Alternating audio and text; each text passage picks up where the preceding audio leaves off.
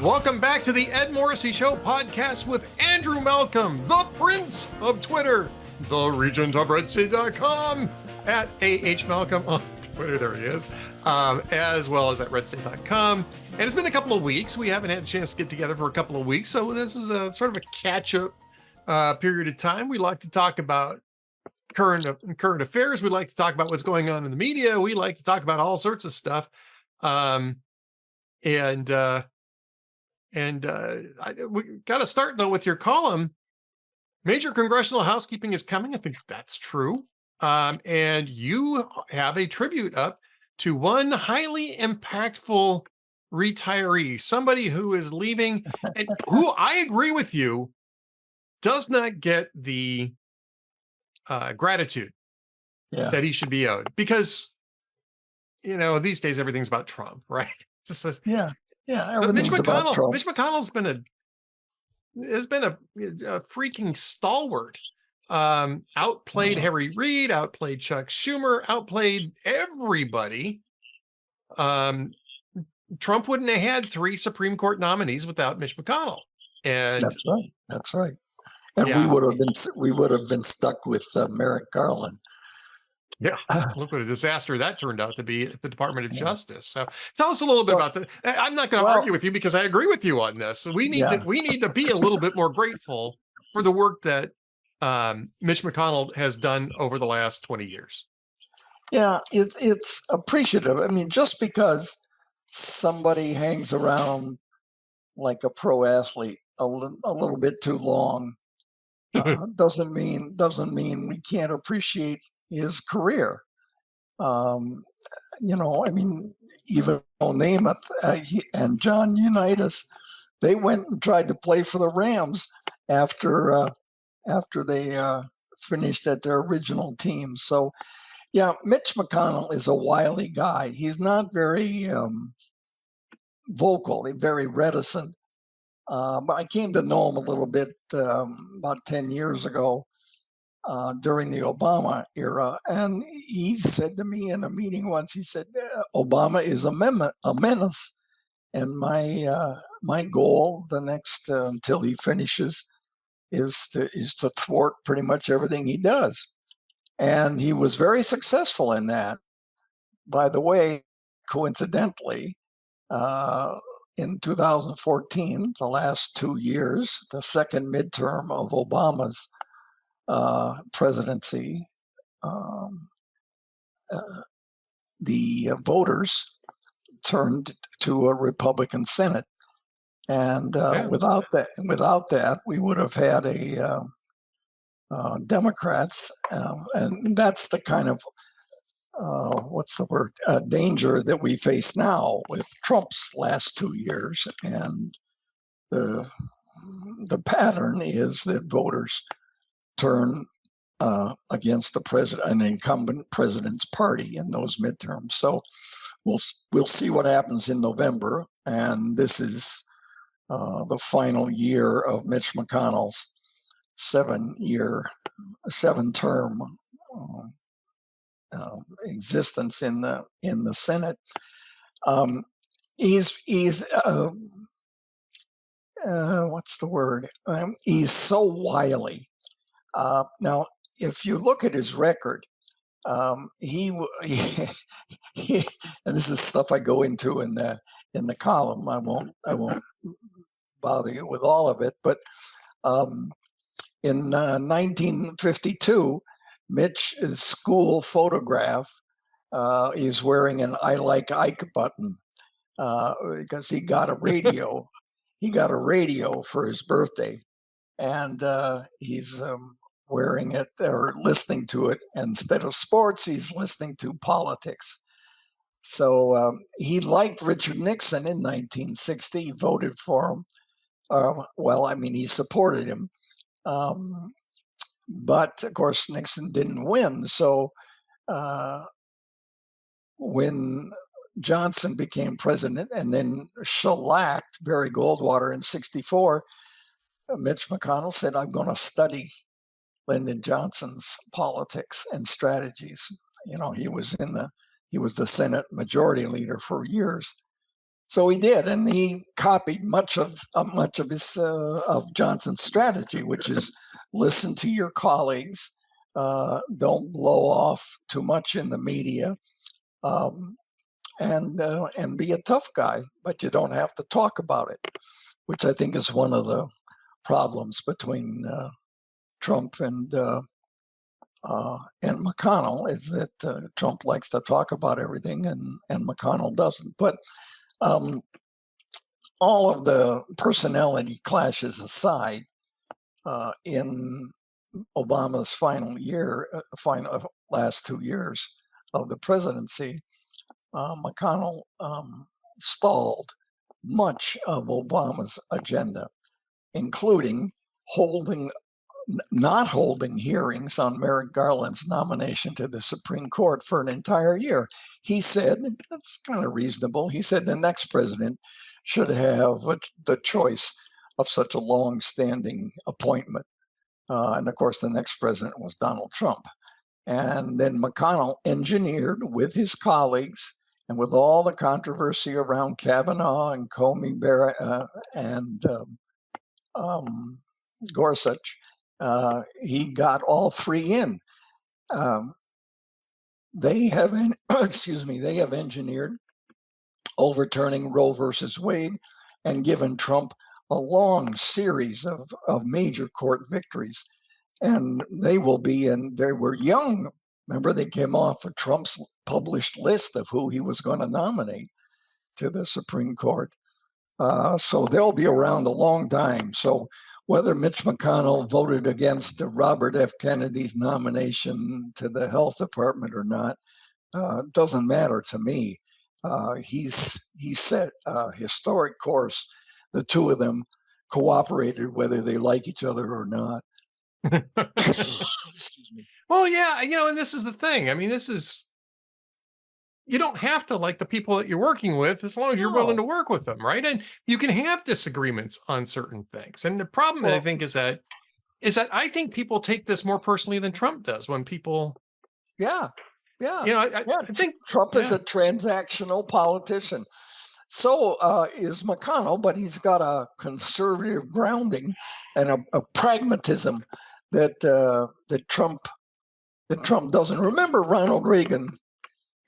I guess he's passé now, but Ronald Reagan said, someone who votes with me 80% of the time is an ally, not a traitor. right. So 20% doesn't make him a traitor. So, excuse me. Well, I don't know. I don't necessarily know that Trump goes by that, but I actually think that this is much less personal for him than it is for everybody else. Yeah, but the MAGA crowd goes against McConnell because he's a traitor to them. And the reality is, I think Trump and McConnell have the bigger picture in mind, which is getting historic stuff done. And whether or not you said a good thing about me or voted against what I wanted last month is really irrelevant. And Trump, I think, knows this. Early on in the second term, a reporter asked him during a photo op, Mitch McConnell said this. And I said to myself, oh, here we go. And Trump said, we're not here to talk about McConnell today. So Susie Wiles or somebody or Trump, he's smarter in his second term and not avoiding the fights that during the first term would have derailed the entire agenda you wanted to talk about this week. Yeah. It's about prioritization, right? It's about priorities. Now, he's still going on about the Save America Act.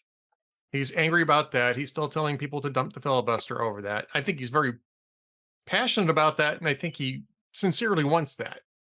Mitch McConnell would not agree to do that, and I don't think John Thune's going to either. I'm not even sure he's got the votes in his caucus to get rid of the filibuster, which is what Thune's kind of been telling the president. It's like, let's do reconciliation on this rather than do the filibuster. I don't know if you can even do it through reconciliation. It's a budget process, so we'll see.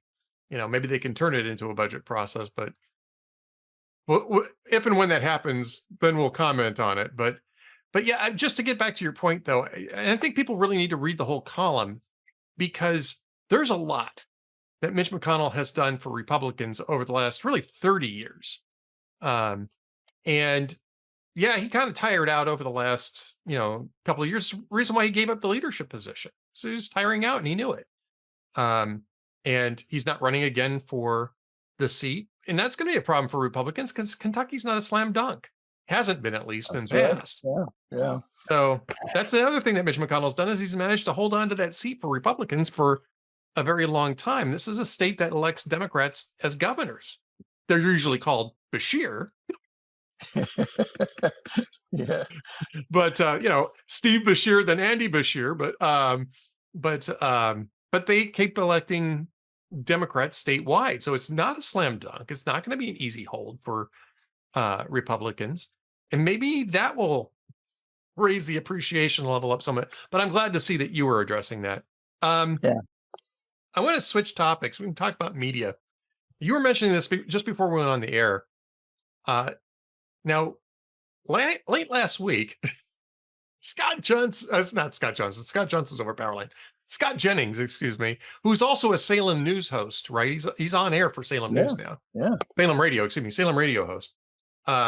And by the way, Larry O'Connor is our brand new morning guy at Salem Radio, nationwide now. So Larry O'Connor, Yeah. he's been a pal of mine for a long time. Yay, Larry. But Scott Jennings also is a Salem Radio host, but he's better known as a CNN commentator. Really, the only reason why you should be watching CNN. He and Shermichael Singleton, excuse me, are the two reasons to watch CNN. Well, he got into an argument with some pasty-faced kid named Mockler. I mean, I guess he's a podcaster or something that they brought on there. The guy looks like he's 17 years old and acts like he's 17 years old because he kept sticking his fingers in Scott Johnson's face. Scott Johnson dropped an F-bomb. Get your effing finger out of my face, and chewed him out on air. And of course, the left is in complete, outrage over this. Scott Jennings should be fired. CNN probably is thinking, I wonder if we can get him on more often. Yeah. He just made us relevant. He's a big attraction, and the reason is that he's smart, and he's quick, and he does his homework. Most importantly, Yeah. so it's not just the usual media blather. Well, you said this, you said that. He's got he's done the homework. He's got the notes.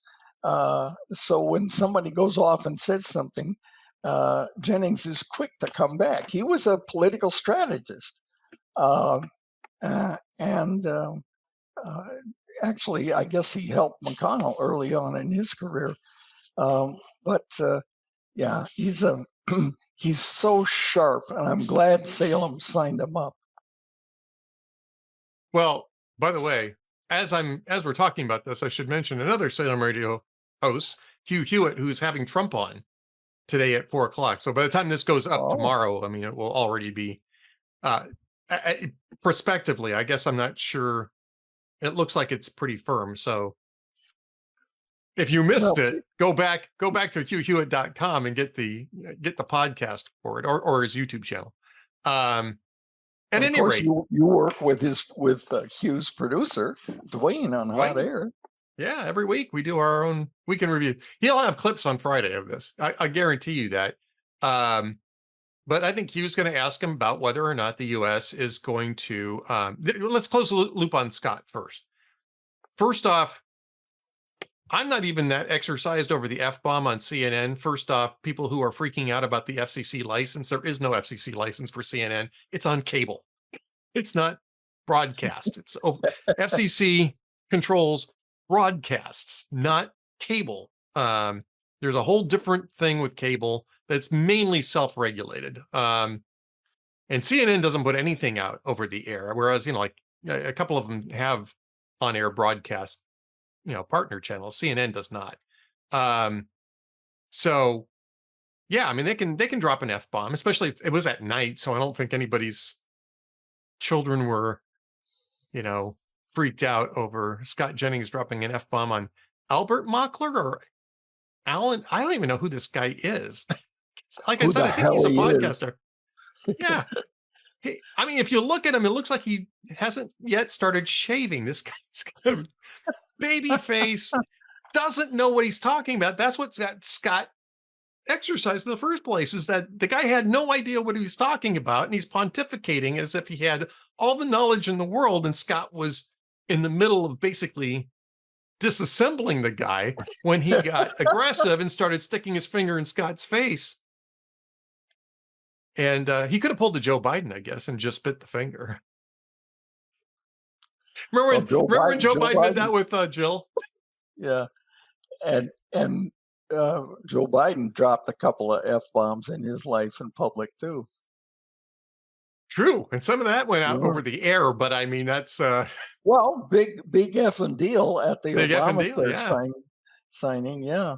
No, I agree. The big effing deal thing. It's and to cover it up, the DNC tried to sell T-shirts with a big effing deal. Actually, I thought that was. I mean, he was wrong. Well, he was kind of right, and this is about signing Obamacare, and he was talking to Obama, and it was actually. I mean, there was a mic there, but I think he was talking directly to Obama at the time, and it just got picked up. It's like George Bush calling that one reporter an asshole. I mean, it was picked up by the mic and stuff like that. Although I don't think that was broadcast. I think it just got picked up and replayed. But I mean, I'm not a fan of that. I think that you can express yourself differently, especially if you are as erudite as, well, maybe not Joe Biden, but if you're as erudite as most people who are in politics because they've had to learn to be, or who've been in radio. But I understand what Scott Jennings was doing, and I understand why he said what he said. It was very frustrating to have somebody treat him that disrespectfully, and he pretty much put the guy in his place. And, it was interesting because he had done something similar, not with an F-bomb, but with the son of Michael Douglas and Catherine Zeta-Jones. I forget the guy's name. And Michael Douglas was in high dudgeon that Scott Jennings had basically embarrassed his son. And I get that. I do. I get that. But if your son's going to play in that league. That's right. That's right. You're going to get a brush. You're going to get a brush by pitch. You're going to get a little chin music from time to time. Yeah. You have, and mommy and daddy can't protect you from that. You have to dust yourself off and grin and say, come at me, bro. And that's how you get respect. And I don't even think that Scott Jennings was even all that mean. I mean, I think he just kind of disassembled the guy's argument. And I mean, that's what he's good at. It's not just bon mots or a quick quip. He nails them. When they were talking about, someone was talking on CNN was talking about the Ayatollah, and Scott Jennings just kept saying, he's dead. Yeah, that was great. He's dead. He's dead. Yeah. Why are you talking about this? We should mention Don Serber too, because Don Serber actually, you were talking about this, and Don Serber's a great guy. He's a great analyst, and he's a longtime journalist out of West Virginia, and he's doing his own thing on Substack these days and doing great. He's great on Substack. He's on Twitter and X and stuff like that. And he was sort of walking through all this stuff with Scott Jennings. That was what caught your eye, and you were passing that along to me. He did a Substack column today, which is Monday, in which he had chapter and verse on Scott Jennings, as you say, disassembling people going back several years, and how good he is. It's really worth a read. I think, I'm not sure, but I think you can, if you look up Server on Substack, I think you can access it. Just Don Serber, Surber. Just, you can look it up that way on Substack. Absolutely. So, yep. So we got that. Let's talk a little bit about the war. Yeah. Because we can talk about media coverage of the war. right? Because that was in part what was going on with Scott Jennings on CNN. But it's been true. It's true today too, because you see that people still somehow want to paint this situation as Iran is beating Trump, Iran is outlasting Trump. And frankly, I'm a little frustrated with Trump not being a little bit more assertive over the Strait of Hormuz until today, when he got assertive and the ceasefire now has fallen apart. And it looks like, as of Monday at about 3:30 Eastern time, that the ceasefire is going to completely cease to exist sometime in the next few hours. And we're likely looking at large-scale strikes on Iran again. They went after commercial shipping. They attacked the United Arab Emirates. Is it Fujairah, I think, is the port city that they attacked, where there's a oil facility there that has been smoking ever since this morning. And we sank 7 of their fast attack boats in the Strait of Hormuz. Now Iran is saying, oh, be prepared. Now we're going to launch our real super secret weapon. This reminds me of Monty Python in The Black Knight. Remember that? Yeah. Same. Oh, he gets his arms cut off. It's just a flesh wound. They refuse to give up, and that must be frustrating. But it's clever. I mean, it's the only thing they can do, the Iranians. But it's frustrating for Trump. He thought he won, and he did. I mean, usually you need a Navy and an Air Force to fight a war. Yeah, you think? Yeah. And Iran has none anymore. So, but it does make, as you say, it does make the bigger power look futile a little bit, and that must be frustrating for Trump. You'd like to see him finish it off and not. But it's a loser's game, a sucker's game to negotiate with Iran. They're not going to negotiate. They're not going to give up anything. Right. I mean, and Putin is trying the same thing in Ukraine. Well, let's have a ceasefire. Then he doesn't honor it, and then it's just it puts what's the word? Democracies in an awkward position, because they have term limits and the bad guys don't. So they can do anything they want. They can stretch anything out as long as they want. They don't care how many people they lose. Well, yes, and that's the problem. But the people have a tendency to react to that. And I think that this is, Vahidi doesn't want to give up the nuclear weapons. He doesn't want to give up anything. They want to hang on to they want to claim the Strait of Hormuz as sovereign Iranian territory, which is nonsense. It's international waters. And they want to hang on to their nuclear weapons program. And he's a hardliner, and he's never going to give an inch on any of this stuff. So yes, I think that the reason why Trump was going through the 3 weeks, maybe 3 weeks plus now on the ceasefire, was to settle the domestic political situation. And last week Donald Trump attempted, and I think largely succeeded, but not on technicalities, to get around the War Powers Resolution limitations, right? Because the War Powers Resolution of 1973 says presidents can put armed forces in conflict as long as you notify Congress within 48 hours. You got 60 days, and then you have to withdraw them. You can get another 30 days to effect the withdrawal unless Congress authorizes an extension. And Congress has to, at that point, authorize an extension. It's not just not pass a resolution shutting it down. They have to actually, according to the law, it's called the War Powers Resolution. It's actually statute. It was signed in, well, it wasn't signed into law. Nixon vetoed it, and Congress overrode it. So Trump decided to say last week, Hegseth started it off, and then the next day Trump followed it up saying, oh yeah, that 60-day window, well, that's done. because the ceasefire, we stopped firing at them. They stopped firing at us. So 60-day window's over. If something else happens, so we'll start another 60-day window. Nice try. Yeah. Well, technically that's not true. Technically it doesn't work, mainly because the blockade has been ongoing throughout this whole time. And no matter how you think of it, a blockade is an act of war, right? It's a acta belli, if you want to, or acti belli, whatever you want to call it.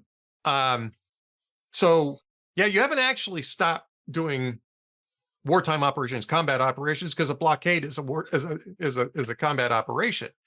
It's just that Iran doesn't have a navy to challenge it, so they haven't until today.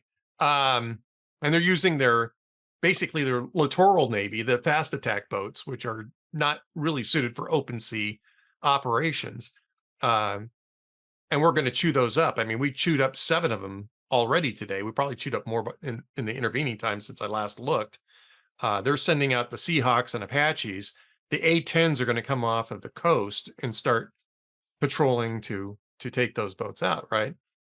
But that's the thing is that the War Powers Resolution has never been tested in the courts.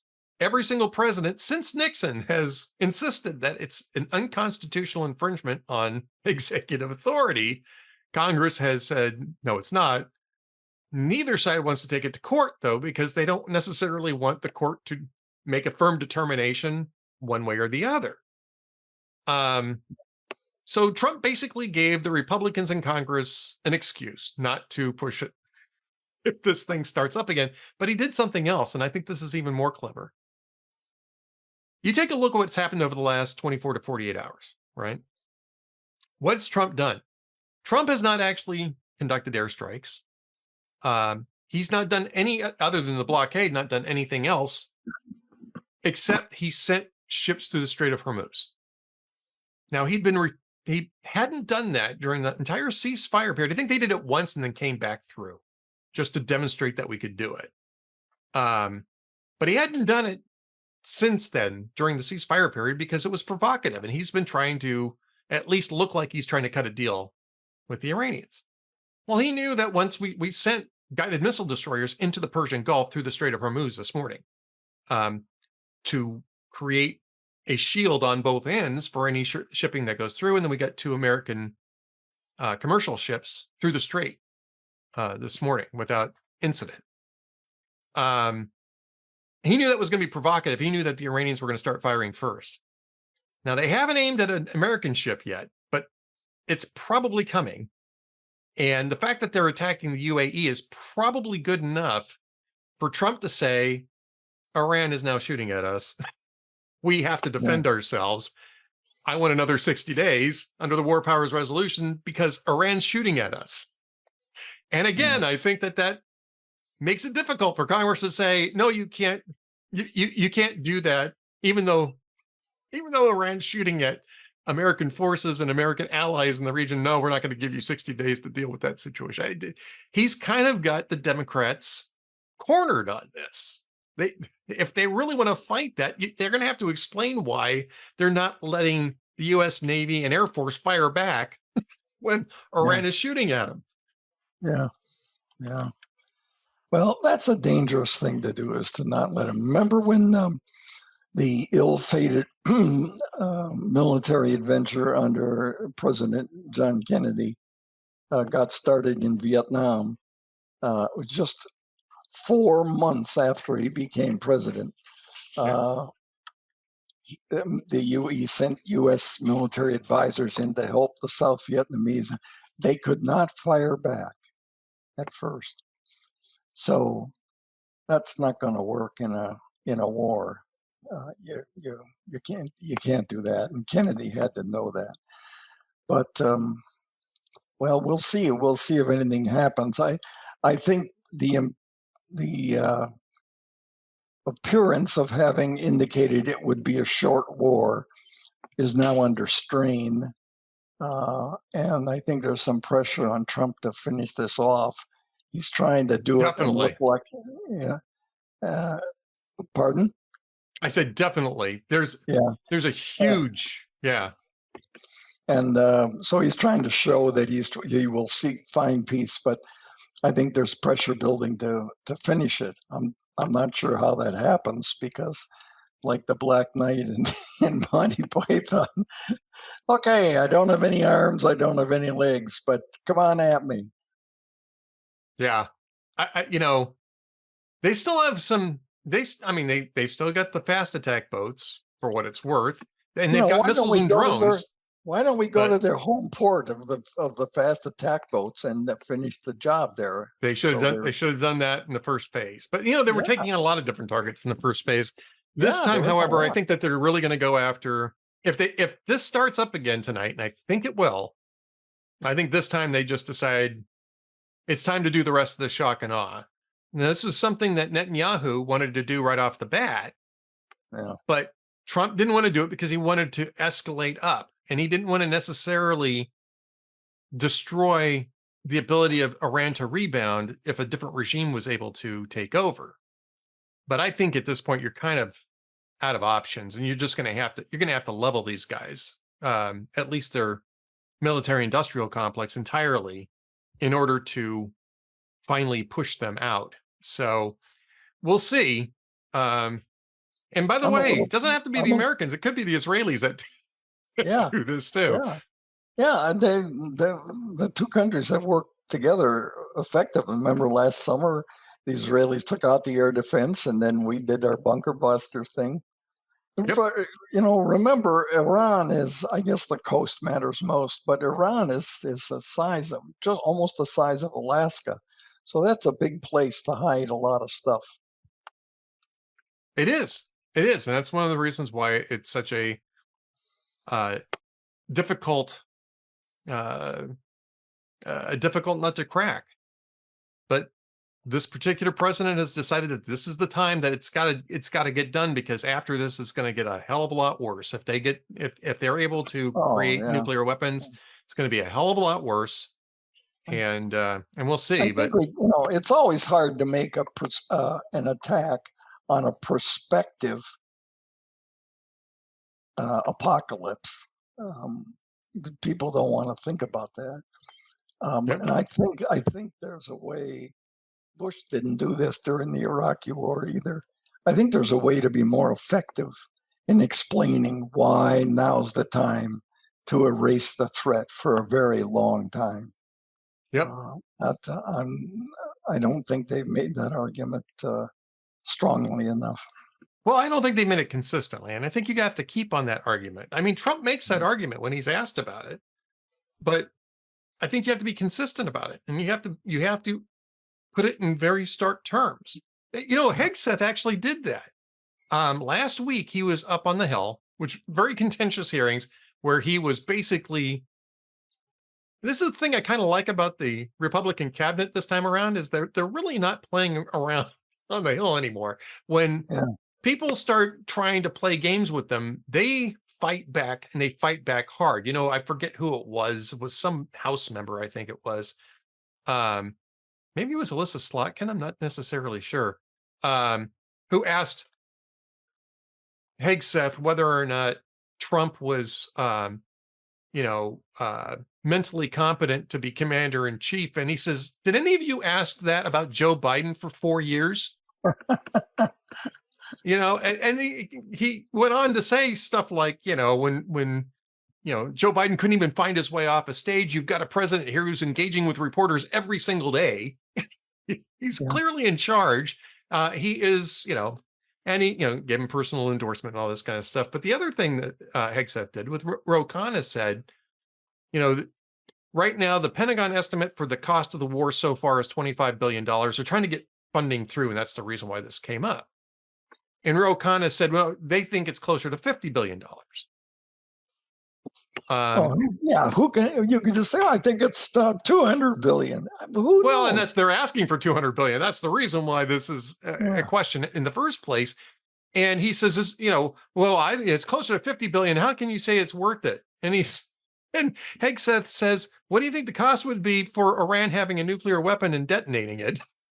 Which is what the issue is, right? Yeah. So Hegseth has it right, but Yeah, they need to do more. Well, see, he's out of the media too, like Jennings. They Well, yeah, know he knows how what to he's doing. fight back. They know how to fight back. All right.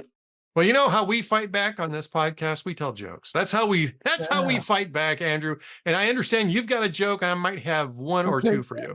I got to get mine up. You go ahead. All right. So a man's dying, right? And his wife is maintaining a candlelight vigil and holding his hand, and she's, leaning in and speaking gently to him, and she's praying, and he kind of wakes up from the praying. He looks up and he says, "My darling." And the wife goes, "Okay, just hush, hun. No, don't talk, don't talk." He says, "No, I have something I have to confess." And the wife says, "There's nothing to confess. Everything's okay. Go to sleep." And the man blurted out, he says, "No, no, no. I have to die in peace. I I slept with your sister, with your best friend, with her best friend, and your mother." And the wife goes, "Honey, I know. That's why I poisoned you."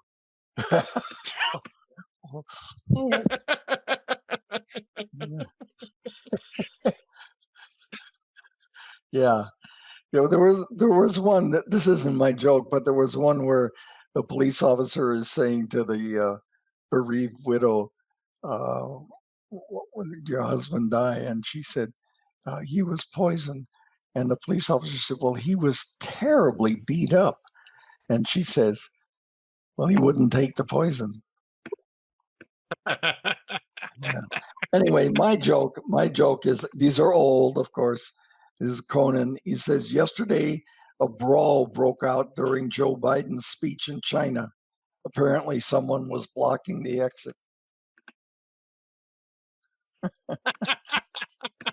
That would do it. All right. I got one more for you. Okay. So a man has 6 kids. He's very proud of the fact that he has 6 kids, right? And he's so proud of it, he starts calling his wife mother of 6 when he's out in public. So one night they're at a party, he decides it's time to go home, and he says at the top of his voice, he says, "Shall we go home now, mother of 6?" And his wife said, "Anytime you're ready, father of 4." Oh, oh, stinger. Yeah, that'll do it. That would do it. All right. Andrew Malcolm, so glad to be back after a week off. So glad you're back, and we're going to do this again next week unless something else comes up. Andrew Malcolm, the Prince of Twitter, the Regent of RedState.com, at Malcolm on Twitter. We will talk to you again next week, sir. Thank you, Edward. Thanks, everybody. See you then.